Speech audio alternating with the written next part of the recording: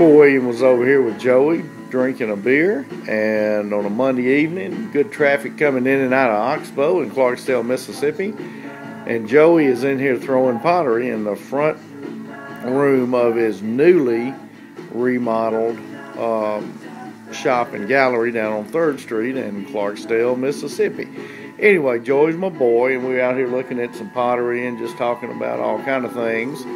And all of a sudden he said, man, I'm going to go throw a little pottery. So I'm like, oh, cool. And so he's doing it up front. And all of a sudden I watched him make a pot a moment ago, and I'm going to slowly turn over to this.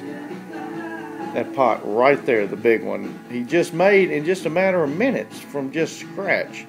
That's poor William's Red Bull there. Anyway, back to Joey. It just amazed me how quickly the pot took shape, and how just in a couple spins he could completely change the shape and the design of it, the height, the width, everything.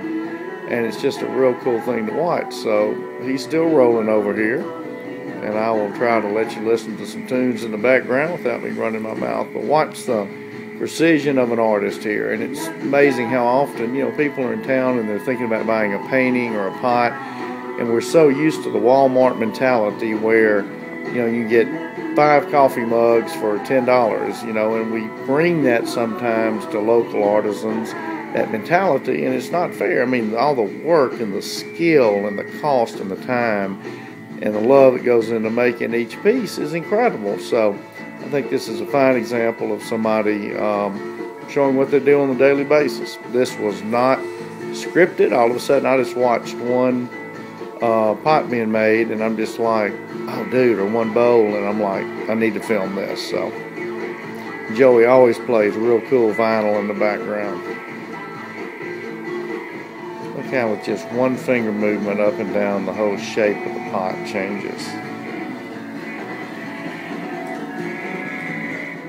Now when you started this, what did you already have in mind, a design of where you wanted to go? I do. I mean, sometimes I like to just kind of sit down and kind of see what each piece kind of can become. I mean, because certainly with like functional pottery, things can, I don't know, I mean, you can only vary so much when something's a functional piece. Bowls, cups, plates. And will this be functional?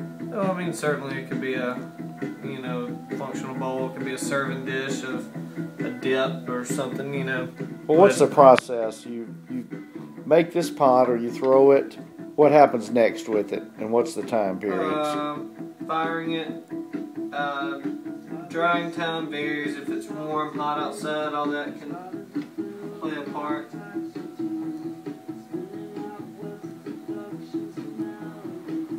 And when we talk about glazing this later, what does that involve? Glaze?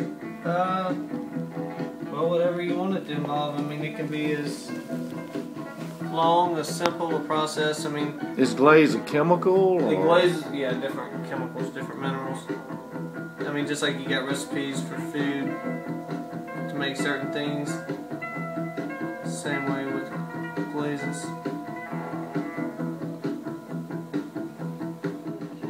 And what are you doing now as far as? I was just kind of trimming and refining the form, the shape. And what does the fish string do when you pull that under the pot? It just cuts it loose from the bottom, and then it'll dry, and then I can just pop it right off. So that was it, start to finish. Start to finish. Incredible.